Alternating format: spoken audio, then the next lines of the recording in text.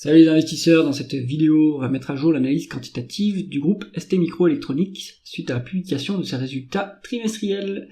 Abonnez-vous à la chaîne pour ne pas rater les prochaines vidéos. On commence tout de suite avec le cours de l'action. On voit que ça dévisse depuis 2023. Ça s'est même accéléré en 2024. Là, on commence peut-être à rebondir.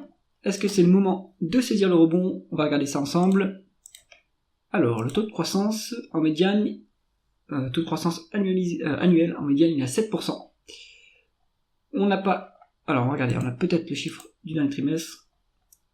On l'a pour le premier trimestre 2025, donc très bien. Donc, ils nous disent 2 520 millions. C'est étrange que ça soit en dollars. Si on regarde la publication, ouais, non, c'est ça. Ils publient en dollars, STMicroelectronics, ok, je savais pas. Donc, ils nous disent qu'on a fait, qu'on est en décroissance, au fait, ou pas? Si on regarde, ouais, on est quand même en décroissance assez violente, en rythme annualisé, moins 25% de croissance. Est-ce que c'est ce qu'ils disent dans le communiqué ou pas? Nanana. Ouais, c'est à peu près ça. Donc, violent, comme décroissance.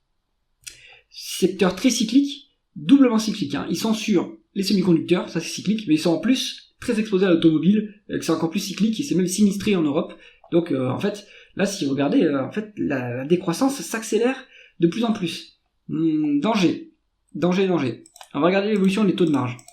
Donc, il n'y a pas de miracle. Quand on décroît, les taux de marge, ils décroissent aussi très rapidement, puisque en fait, c'est la hausse du chiffre d'affaires qui vous fait gagner des parts de marché, qui vous fait gagner qui vous fait descendre plus rapidement la courbe d'expérience, qui vous fait gagner de l'efficience opérationnelle, etc. Donc là, c'est pas le cas, on est en décroissance. Je pense que d'ailleurs, on perd des parts de marché face aux Asiatiques. Donc là, pas de miracle. Les marges sont en chute libre, et ce qu'on voit ici, c'est pas beau du tout. Ensuite, conversion des bénéfices nets en free cash flow. Malheureusement, les free cash flow sont bien moins élevés que les bénéfices nets.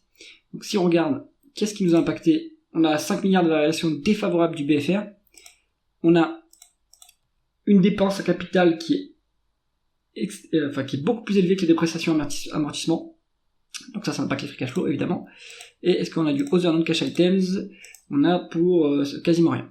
Donc la dépense en capital, elle vous tue les free cash flow, ça c'est clair. Donc et en plus vous êtes en décroissance. Donc est-ce qu'il faudrait pas arrêter de faire des dépenses en capital parce que vous investissez mais vous perdez les parts de marché? Dilemme sur STMicroelectronics. Donc pour valoriser l'entreprise, pour être conservateur, on utilisera plutôt les free cash flow s'il n'y a pas de dette. On regarde la rentabilité opérationnelle. En médiane, on était sur 12% de rentabilité opérationnelle, de rendement des capitaux investis. Très bon. Ça, c'est vraiment un très bon niveau pour une société industrielle.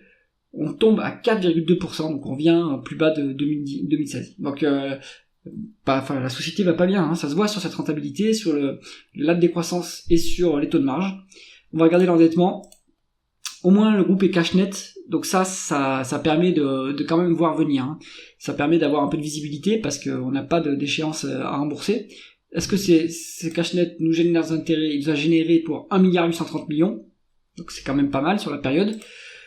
C'est, on va dire, un des éléments rassurants du dossier. Le reste, c'est pas incroyable. Si on regarde maintenant la rémunération de l'actionnaire, alors on verse, on n'a pas de free cash flow et on verse 312 millions de dividendes. Donc ça c'est fait à crédit, donc c'est pas du tout soutenable. En fait, il faudrait qu'ils coupent le dividende. Là, je comprends pas qu'ils versent un dividende. On dilue un petit peu les actionnaires, mais on a un peu racheté des actions depuis 2022. Ça c'est pas une mauvaise idée si on avait les free cash flow à l'époque et vu que la valorisation à mon avis était basse.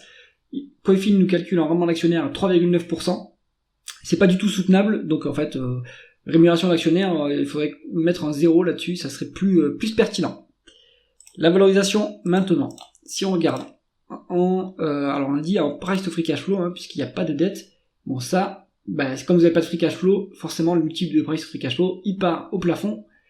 En médiane, on est à 26. Si on regarde en price earning, peut-être, pour avoir quelque chose de un peu plus exploitable, on est à 19,7, donc on est à 20, on va dire. La médiane est 22,6. Légère décote, mais rien d'incroyable. Alors peut-être qu'on a une décote sur les actifs tangibles, pas pour l'instant, mais ça ne saurait tarder à mon avis. Si le cours baisse, on n'est pas si loin de une fois les actifs tangibles. Si on regarde en price to book, parce qu'il y a potentiellement aussi de l'intangible, est-ce qu'on a une décote? on n'a pas de décote sur les capitaux propres, et on n'a pas de décote sur les capitaux propres tangibles. Donc, peut-être que on pourrait s'intéresser à l'action si on repasse en dessous des actifs tangibles ici.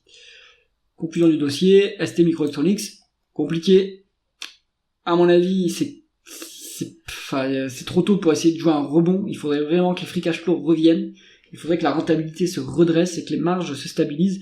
Mais en fait, la clé, ça serait qu'il faudrait qu'il y ait de la croissance sur le dossier, et c'est pas le cas actuellement. Donc, à mettre dans la pile, trop compliqué.